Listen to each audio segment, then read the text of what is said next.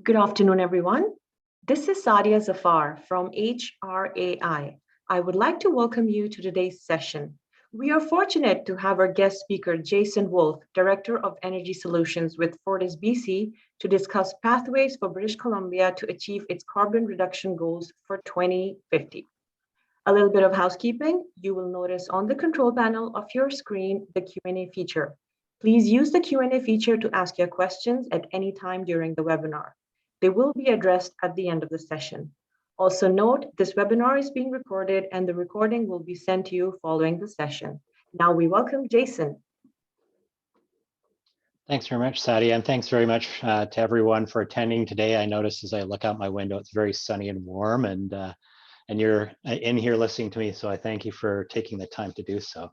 As Sadia noted, I am the Director of Energy Solutions at FortisBC, and some of the areas that my team works on are, we have a residential commercial sales team that works with new construction in building construction throughout the province. I have a team that also works on setting and working with the province on building codes and implementations of things like the STEP code and other regulations. I also have account managers that work in the industrial and commercial teams. We also run a trade ally network as well, and we provide funding for groups like HRAI to train and provide information to all of you who are on the call. So we have a lot of us, a long time association with HRAI, and we're happy to be here today to speak to you about energy in the future and hopefully how it may relate to the work that you do. You're involved with a customer providing energy solutions, equipment for them to heat their homes or their businesses, etc. And what we're showing today and what you'll hear today is how what you do today and what you put in today can impact the ability for us as a province to achieve our goals of carbon reduction out to 2050. And we think that what we'll provide to you is demonstrate that there are multiple options, and that gives you a lot of flexibility so that you can manage your customers' needs as best as you see fit. So with that, let's jump into the presentation, and the first slide, our clean growth pathway. I'm going to speak about what that means, and why we set 2050 is because that is where the province has indicated their furthest, their climate goals. So there's a 2030 target and a 2050 target. And the 2050 target is a reduction of emissions of 80%. And what we'll go through is a study that we commissioned to look into what are some options in that. As well, we will go into then how renewable natural gas fits into that picture and what we're seeing from our side as far as the amount of supply that's coming on.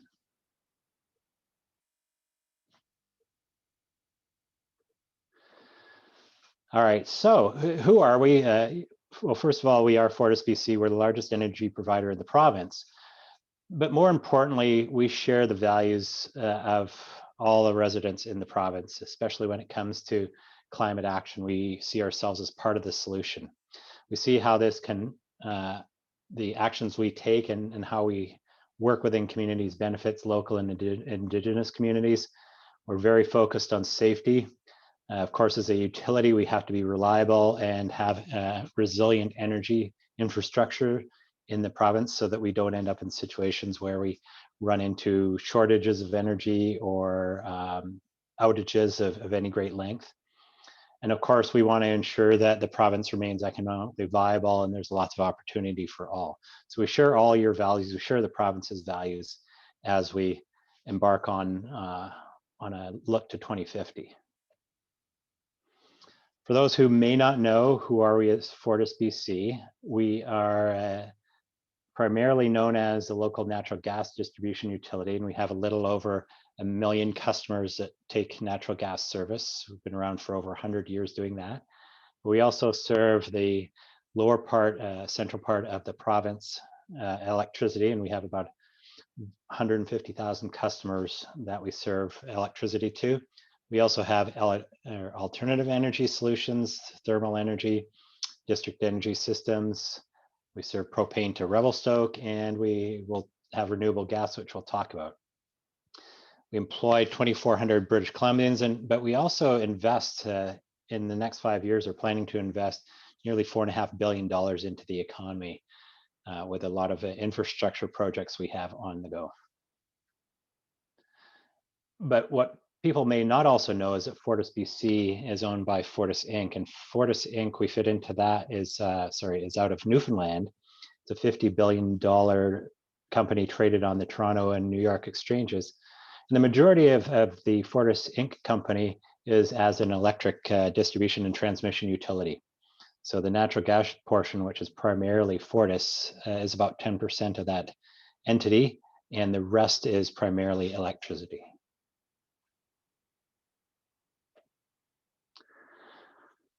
So our clean growth pathway, a couple of years ago, the province asked for stakeholders to provide input into a 2030 pathway, and we did that. And within that pathway, we identified how Fortis could help meet emission reduction targets. And so same targets for 2030 are the same ways in which we envision getting there to 2030 that we would use to get to 2050. And those pathways are the ones that you see before you right now. So lowest hanging fruit, energy efficiency. So definitely having high efficient equipment, of course, high efficient buildings, all help to reduce energy usage. And reducing energy usage will have the spin-off effect of reducing emissions. Renewable gases and hydrogen, as well as other renewable gases. We already have a renewable gas program, which we will get into a little later. But as we expand that, that'll be a significant component of how we can help reduce emissions in the province.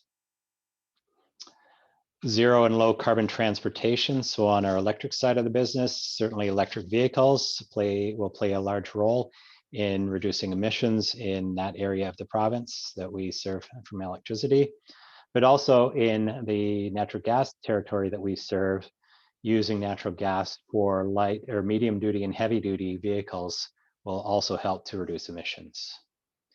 And lastly, the other pillar of it is liquid natural gas for marine fueling and global export. That picture that you see there is a tanker truck bunkering, other words known as the gas station, for a BC ferry. So it refills the ferries at night with LNG, and then they run all day, and then it performs that the next night. We actually have the largest number of bunkerings in the world here in British Columbia serving BC ferries. So LNG for marine, but also global exports. So we are at present the first Canadian company to ship LNG to China. And so you get emission reductions from that. So that all those four pillars are components of how we see Fortis playing a role in reducing emissions, BC emissions, as a result of actions that we can take.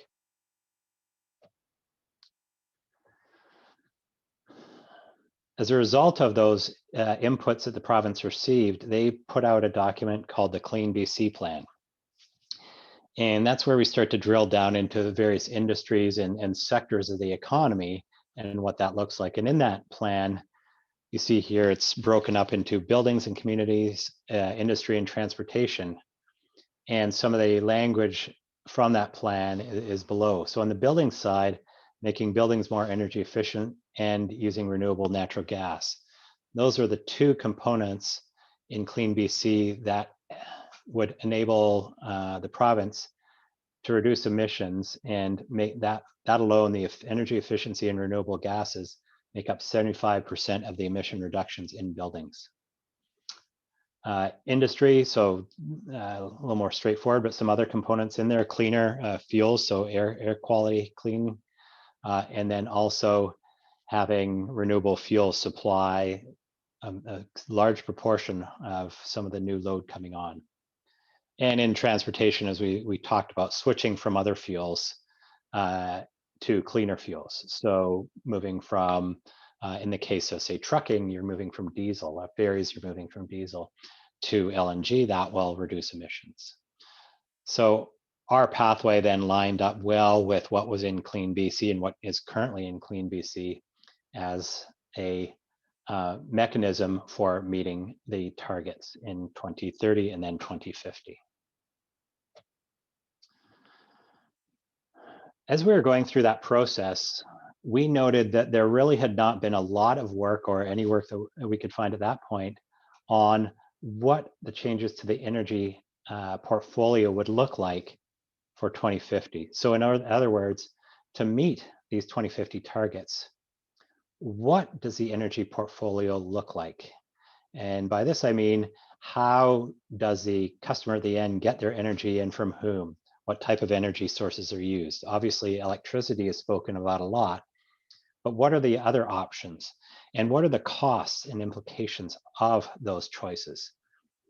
So as we realized there hadn't been a lot of work on this, we thought, well, we are the largest energy company in the province. We should look into this. And what we did was commission a company called Navigant, now Guidehouse, to help us develop a study that would look out to 2050. And we gave them some simple instructions, which you see here in the bullets. We wanted them to look at two pathways, one called electrification, and which would be primarily electricity driven, and another pathway that would look at a variety of energy sources, including natural gas, but both pathways with a target and a goal to achieve the 80% reductions by 2050. The study needed to analyze not just those GHG reductions, but also the costs of getting there, what that meant for consumer costs. Also the reliability and resiliency to British Columbians, because as some energy forms have more reliability, some have less. More diverse energy portfolio has less reliability risks than going with one energy form, et cetera. So all those factors need to be taken into consideration in the development of a path or options going out to 2050. So now we're going to get into some of what that study actually said. So I talked about the two pathways. Well, what are those two pathways? So electricity is one, as I noted, but what makes up that? In here you see that we have a variety of components that make up each pathway. And these are the inputs into the models that help drive out the results for 2050. So on the electric pathway, we looked at energy efficiency. So both pathways have similar energy efficiency assumptions. But for example, on the electric pathways, the equipment that would be installed would be high efficient heat pumps rather than electric baseboards, because electric baseboards are less efficient than high efficiency heat pumps. Although high efficiency heat pumps are more expensive to put in initially, they drive less or lower impact and lower costs on the upstream energy infrastructure. In other words, because they're more efficient, they put less stress on the energy infrastructure delivering that energy. So we wanted to be very efficient with the inputs on the electric pathway. On the fuel switching side, we already noted that heat pumps are a key, but also that 100% of the building's heat and hot water is made up by electric sources. Transportation assumes 100% light duty vehicles, so passenger cars and trucks are electric, but also a significant component of those medium duty and heavy duty vehicles would be driven by electricity as well. On the energy supply front, only a small component of that is renewable natural gas, with a much larger component being electricity. So in the diversified pathway, again, efficient buildings and efficient equipment is key. The difference here is, rather than using electric heat pumps for everything, there are gas heat pumps that are some of the energy infrastructure that would go into that. But again, very efficient energy use. On the fuel switching side, a large component of the regular natural gas would switch to a renewable gas, and you'll see that in slides that follow. But there's also a small percentage of fuel switching from natural gas to electric as well to help meet that emission reduction target. On the transportation sector, while 100% of the light duty vehicles are still electric, there's a significant role for natural gas in the medium and heavy duty sectors. So trucking, buses, trash hauling, that sort of thing. And the energy supply, you can see there, has a much larger component of renewable gases and corresponding drop in the amount of energy that's supplied by electricity. So those are two pathways, if you will, and models of how we might get out to 2050 to achieve those carbon reduction goals.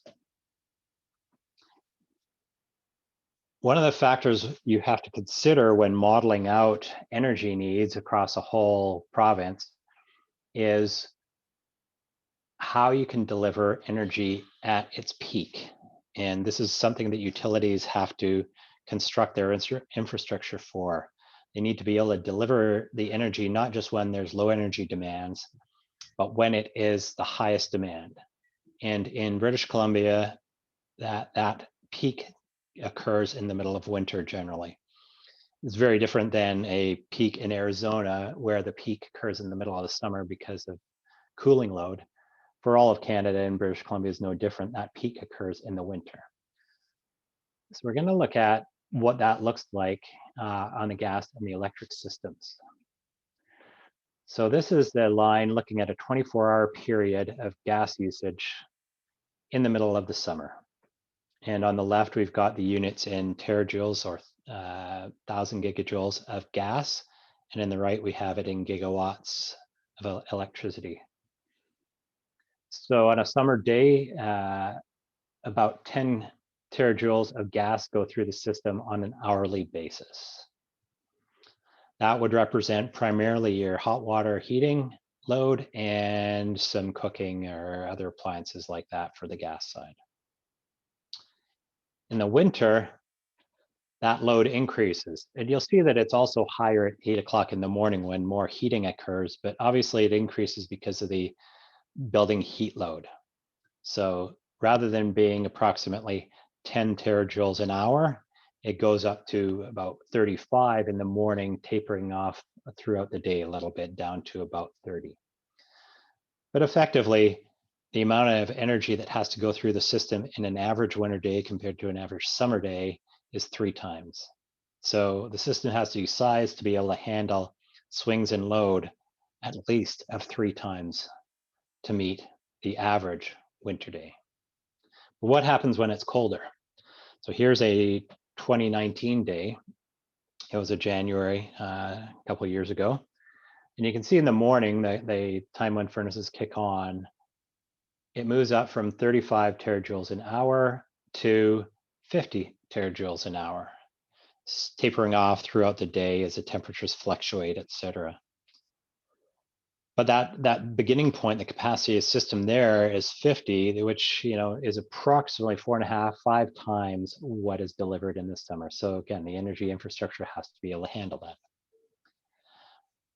But we had even a colder day in 2020, and that was at January 14th or 15th, if I recall. And you can see there is a colder throughout most of the day, tapering off a tiny bit in the middle of the night the following day. But at 8 a.m. Through to about 4 p.m., the load on the system was 65 terajoules. We didn't have a need to curtail any large customers, so that meant we still weren't at our capacity and the system could deliver more energy, but 65 is approximately 6 times the amount of load that goes through the system on an hourly basis compared to your average summer day. So when you're building out infrastructure and you're looking out to 2050, you have to consider, can the infrastructure handle this big swing in summer versus winter? So let's just layer on electricity then to see how that looks. And these are the BC Hydro numbers. So same color there to represent the same days that the gas system looked at. But here you see that the yellow dotted line starts off at about 20, goes up to about 25 terajoules of energy an hour. And that's your summer base load. And the reason it would rise a little during the day is because of the cooling load. But most of that represents your plug load in the summer, computers, refrigerators, that sort of thing. But you see that the blue dotted line, which represents that average winter day, isn't that much higher than the yellow dotted line. Goes from about 22 to about 29. So really only an increase of about 7 terajoules, or about 20–30% increase from the summer. That's not a very big swing in the amount of load going through the system. Now you see the two blue, lighter blue dotted lines representing those 2 years in 2019 and 2020, and you get up to about 37, 38. So going from about 22 to 38, an increase of 16 terajoules of gas, and so that represents not quite 2 times the amount of energy going through the system, about 1 3/4 times. So the swing between the average summer and the coldest winter day is not quite 2 times. Versus on the gas system, the swing is about 6 times. So if you're looking out to a 2050 time frame and you're wanting to have a pathway that, say, is electrified, the electric system has to be able to handle that swing that the gas system currently provides. And right now, the system doesn't have that capacity. So you would have to build it out substantially to be able to handle that swing, to handle that difference between summer and winter. And that's perhaps one of the biggest challenges in providing energy, along with a reduction in GHGs, is can you provide that with an electric system or a diversified portfolio to manage the peaks.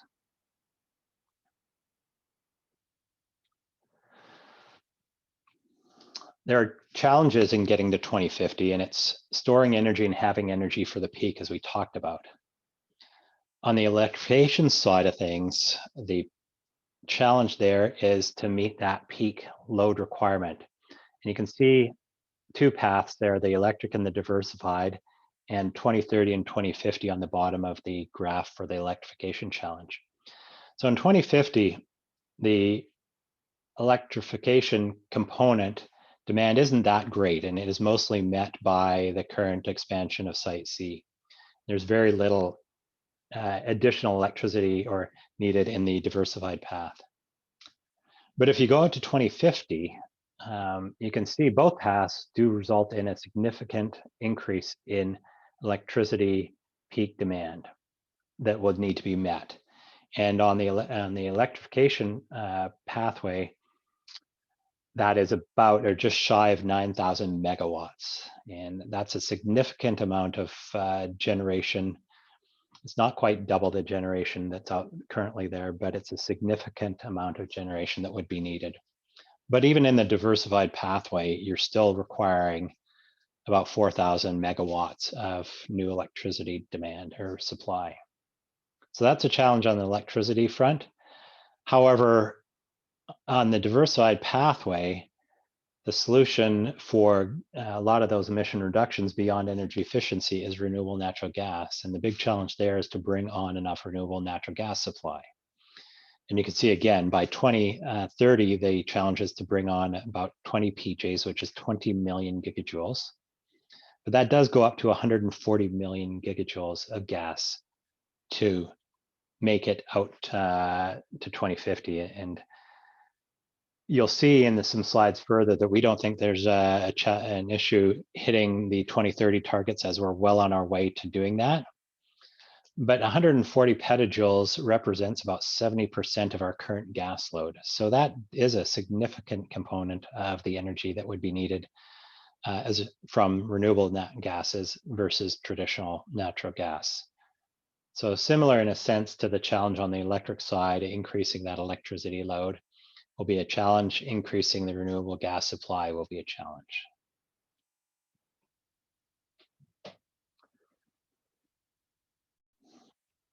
Now, if you compare the two pathways together and you look out at how that affects the pocketbook or the cost savings as a result. So the diversified pathway is a lower cost pathway. It's not only will it achieve the emission reductions that are achieved or the emission reductions expected in 2050 of an 80% reduction. What you see here are the savings that you get as a result. So as the emissions go down in the yellow line, the savings go up So there aren't much in the way of savings in the first couple of years. In fact, it's slightly negative, and that is a result of the significant additional capacity that will come on with Site C. But after that, the picture changes, and the costs for electrification become much greater than the costs for the diversified pathway. And that's simply because electricity infrastructure is very expensive, and it is more expensive than the costs for renewable gas infrastructure and supply. So you can see by the end of 2050, the savings are upwards of $100 billion, which is quite significant. And that translates into rates that would be higher if you're to provide energy by electricity than if you were to provide it through a diversified pathway for customers. And your decisions today, when you're putting in equipment today, so we are 2021, which is 30 years away. So some of the equipment you put in today will still be in place in 2050. Therefore, the choices you make today in that equipment will affect the energy delivery rates going out for the next 30 years. So we talked about resiliency a little bit, and this is just a graphic to demonstrate that a little bit. The electric pathway, as you can see, the majority of the energy is provided by electricity, over half of it. The rest of the reductions come from energy efficiency, other fuels, low carbon gas, carbon capture and storage. You have significantly more eggs in the basket of electrification than you do on the diversified pathway, which has kind of an equal component of low carbon gases and electrification. So the more diversified a energy supply portfolio is, the more resilient it is. The more that you have a sole source of energy, the more your risk goes up to outages, whether through weather events or inabilities to provide energy. And we've seen that happen throughout the states, whether it be California or even in more extreme examples in Texas recently. But the more that there's one energy form versus a variety of energy form, the less resiliency there is. So looking out to how we get to 2050, one needs to take into consideration how resilient the pathway will be and what the risks are as a result of focusing on perhaps one or fewer energy forms.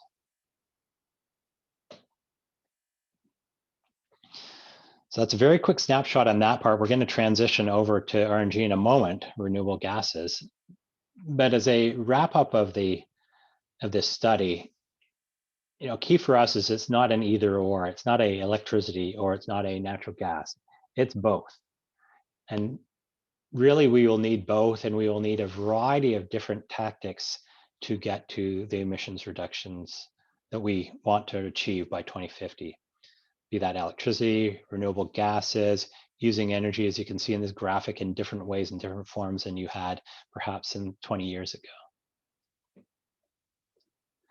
Both pathways will achieve the reduction target of 80%, which is the goal, and having more options is a more resilient approach to getting to 2050. A diversified pathway will get you there too for a lower cost. So not only resilient, but again, the cost to consumers will end up being lower if you have a diversified path. And of course, as we spent some time talking about, we need to be able to meet the peak day. And when you can't meet that peak day, if an energy infrastructure can't, you get brownouts. And that's what you see in California, for example, where the peak day demands aren't being able to be met. So you get rolling brownouts through various areas. And that's certainly not something you want to happen in the winter. So you want to have an energy system that can deliver on that peak day. And both the electricity pathway and the diversified could meet that. However, the costs, as we noted, are lower on the diversified. So perhaps the big question then is, or the elephant in the room is, what can Fortis actually bring on enough renewable gas? What does it look like? Do you guys have any of it, et cetera? So we're going to talk a little bit about that for maybe 10 minutes before we open up for questions.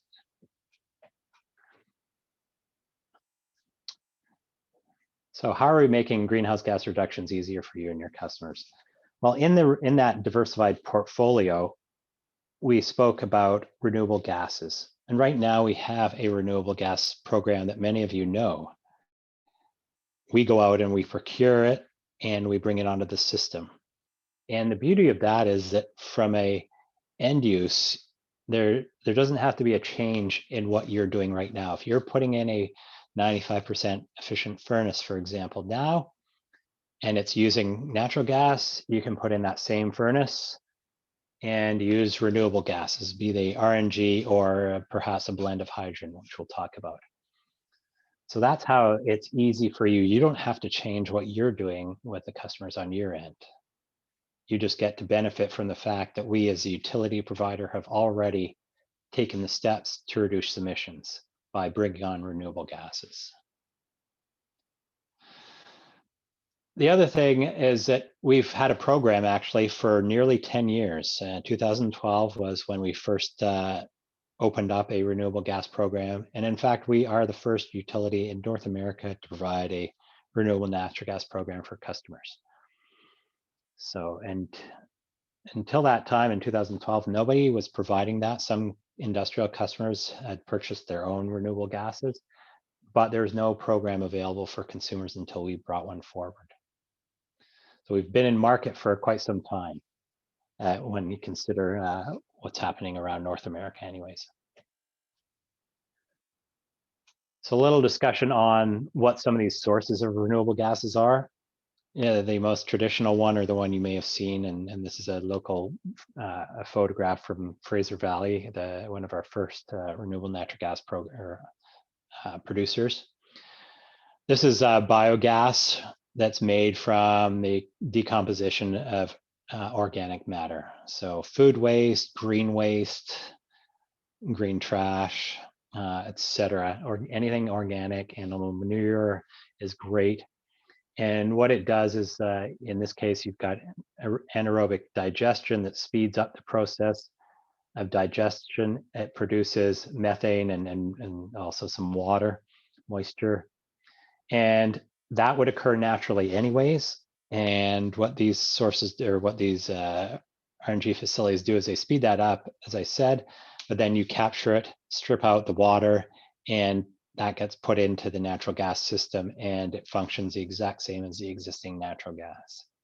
However, it's got a carbon embedded carbon content similar to what BC Hydro's grid currently has. So very close to zero from a carbon standpoint. There's also something called syngas, or synthetic renewable natural gas, and this is generally produced with or using wood waste.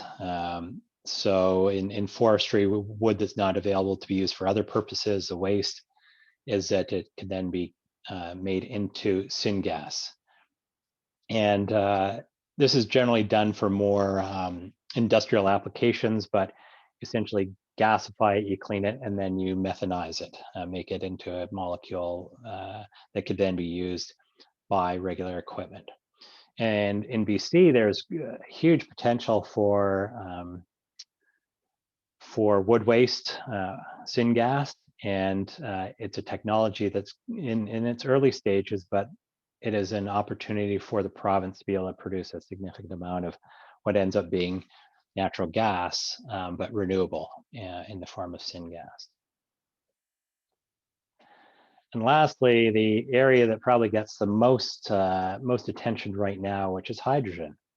And while all of our projects thus far in the province are what I would call traditional renewable natural gas, coming from waste, wood or green waste, landfills, wastewater treatment plants, where there's perhaps even a larger opportunity is in hydrogen.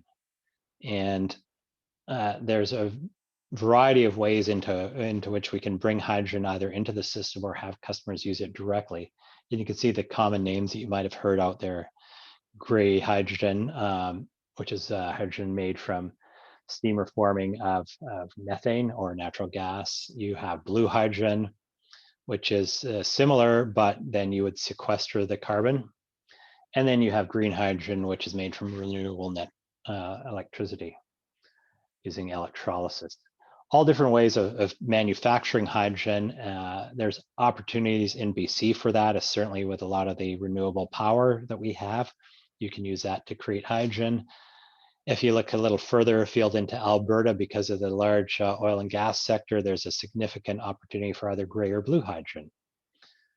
And then how would we use it as a utility? Well, we would take that hydrogen and you can do a couple different things with it. One, you can put some of the hydrogen into your transmission pipelines or your pipelines, and you mix it with regular natural gas.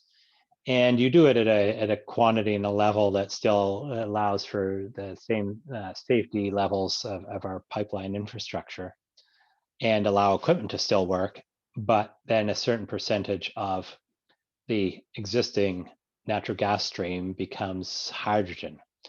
And there are areas around the world that have used up to 20% of the hydrogen in the natural gas system, and that still works and doesn't result in weakening of any pipes, and the equipment can still function perfectly well.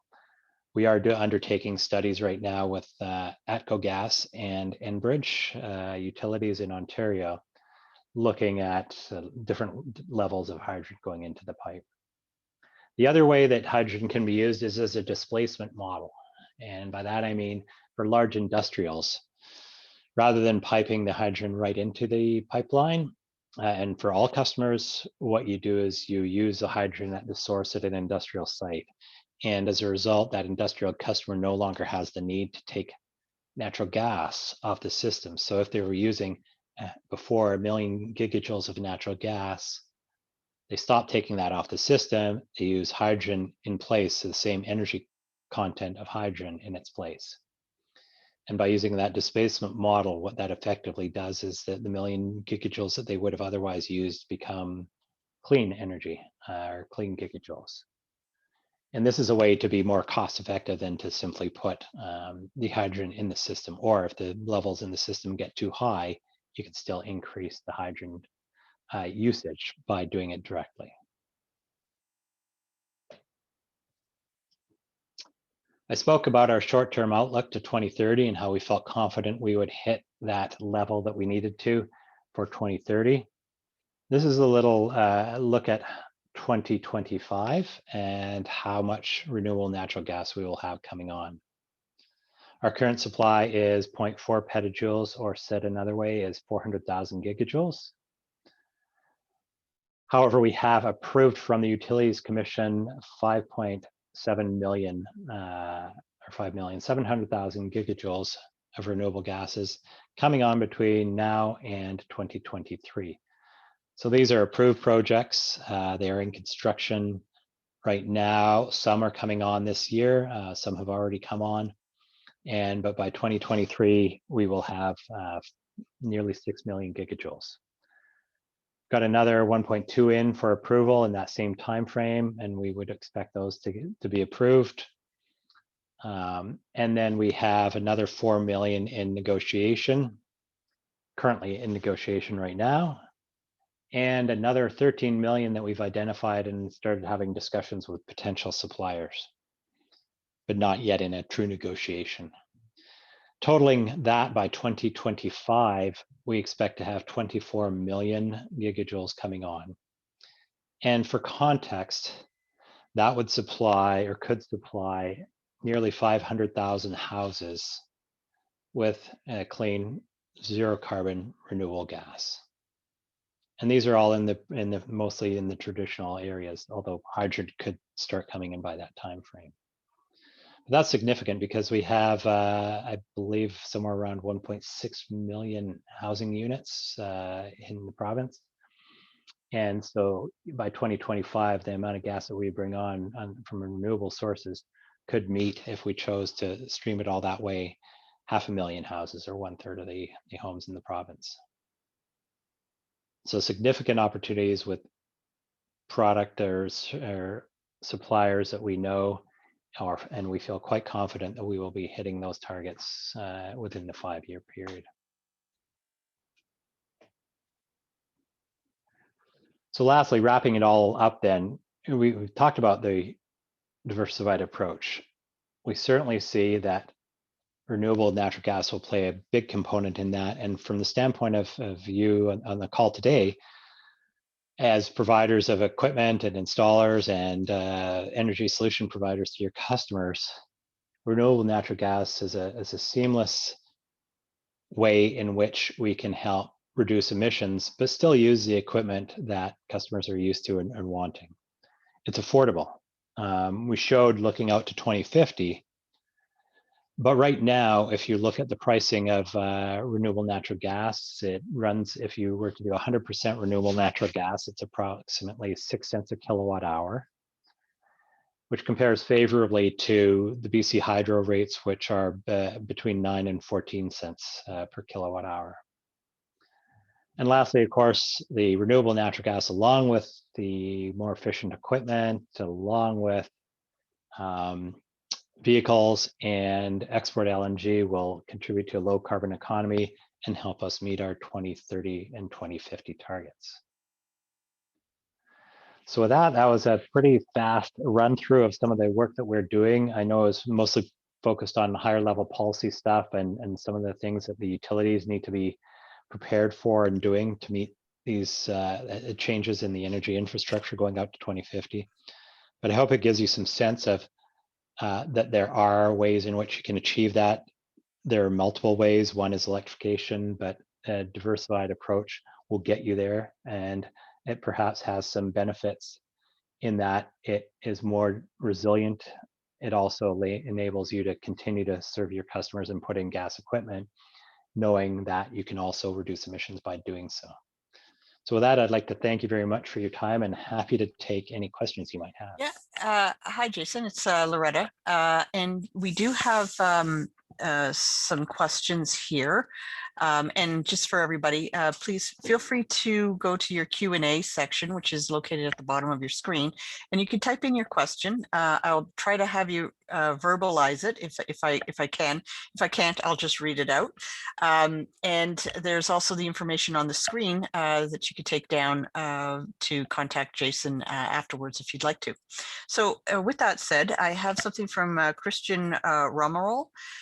He says, as per your explanation, would it be fair to state that gas heat pumps will perform the most important function for heating as a primary source of heating, and natural gas will still have a role to play as a secondary source? Both. Certainly, we're looking heavily into natural gas heat pumps right now. There's commercial models that we're testing out right now, and we're looking at what the future might hold for residential models. So that'll provide one option. I certainly would expect there still to be what I would call your regular furnaces and boilers playing a significant role going forward as well. But that when you mix in then the renewable natural gases, you're still able to get the emissions reductions down that you would be expecting. And as far as a significant role, again, going back to some of that peak energy, another way to put it is that FortisBC delivers approximately 220 million gigajoules of gas a year, or energy, in other words. Looking at what BC Hydro delivers, they deliver slightly less than that. So as you shift, that's a lot of energy to shift from one energy source to the other. So it is my belief that you would need both energy systems to continue to be in place to help provide that kind of resilient energy infrastructure going out to 2050. And I certainly see a role for gas in there, allowing for things like your cooktops and your fireplaces and barbecues, et cetera. That could be run off the Fortis system, but what's in that system might be more renewable natural gas than regular natural gas as the years move on. Okay. I have another question here from Sophia. When talking about utility costs for customers, how can FortisBC stay affordable through 2050 with the expected carbon tax rise of $170 per ton? Excellent, great question. Certainly, as we were discussing, a lot of what we discussed are the infrastructure costs, and then those, of course, end up being borne by customers through rates over time.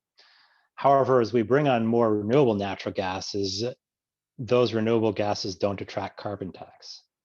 So every gigajoule of renewable gas currently, and would be the case in the future, a customer who purchases renewable natural gas, a gigajoule of, does not pay carbon tax. And so as a result, while the cost might be slightly higher for renewable natural gases, there's the offset of having the reduction in the carbon tax as well.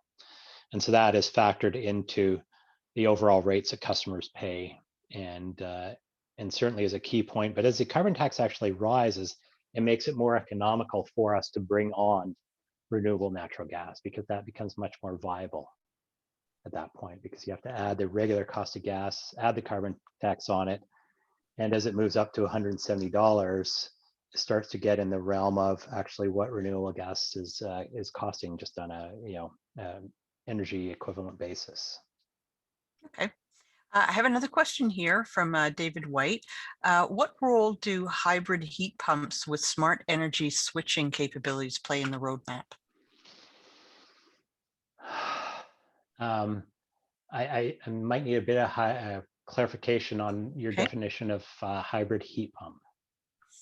Okay, let's just see. He'll probably just, David, if you want to just type in your question or your clarity, that would be wonderful. Unfortunately, I can't get the sound to kick in. I have another question here from Rob Flipsy, Sure. and we'll go back to David in a moment. Okay. With the City of Vancouver looking at only allowing renewable gas, natural gas for replacement equipment or electrification in 2025, does Fortis forecast that there will be adequate renewable natural gas available to replace natural gas? Well, that's certainly what we're looking at, and we're in some of those discussions right now with the City of Vancouver. One of the things that we have heard from some other stakeholders is that while Vancouver is moving towards these targets, one of the challenges they're facing is actually getting enough electricity capacity or the cost thereof. The challenges with trying to replace equipment with equipment that will meet that needs from an electricity standpoint, the costs of, the availability. All these factors are considerations that I know Vancouver is looking at. And so we've had indications from Vancouver that certainly now they see that renewable natural gas is a viable option there. So when I said we've had a program in place for 10 years nearly, we have. One of the things that we are doing this year as a utility is we're putting an application into our regulator later in the year. And that application is to both look at all the new gases coming on and how to allocate and recover those costs of the RNG supply. But it's also to put in new rate and tariff offerings, service offerings for customers, in other words. And to do so, we're going to be talking to the City of Vancouver and other stakeholders to find out what they're looking for and try to align what we are going to propose to our regulator and seek approval for with what the City of Vancouver wants, what the provinces want, or the province, as well as other stakeholders in this. So and that includes the stakeholders in your community as well, what would make sense. It won't be a one size fits all. We'll have probably multiple rate schedules would be my guess at this point. And we were going to try to put in something that will work so that a Vancouver can feel comfortable that if you're installing, say, natural gas equipment, that the solution that is provided by Fortis on the RNG front will meet their carbon reduction targets. So we're just in the early stages of that discussion with the city. And it's quite a complex undertaking to develop these sort of offerings, but that's what we're trying to do right now so that by the end of the year, we have something into our regulator and approval for the new year. Okay. David got back to us. He was talking about natural gas furnace with electric air-to-air heat pump.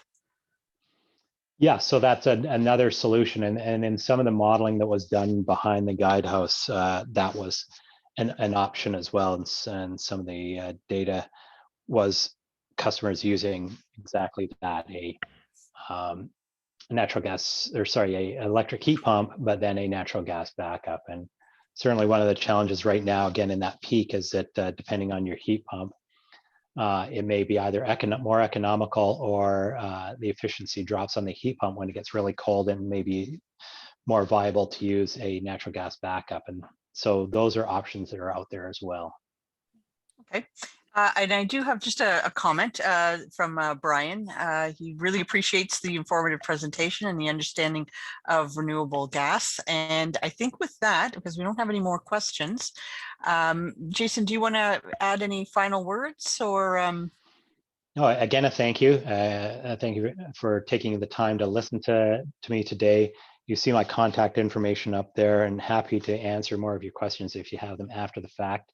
If you are interested in providing some feedback to us as we develop our renewable gas offerings for that filing I spoke about, I'd be happy to talk with you on that as well, because we want to make sure that we have heard from as wide a stakeholder group as possible, and so that we can, whatever solutions we end up coming up with in the way of renewable gas tariffs and offerings, meet those needs. So we'd be happy to speak with you if you have some specific thoughts of what we need to put in place. Would be happy to talk to you.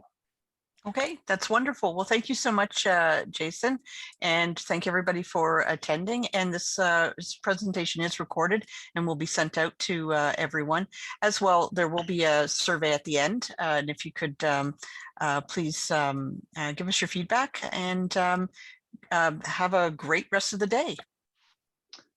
Thank you very much, everyone. Okay, bye-bye.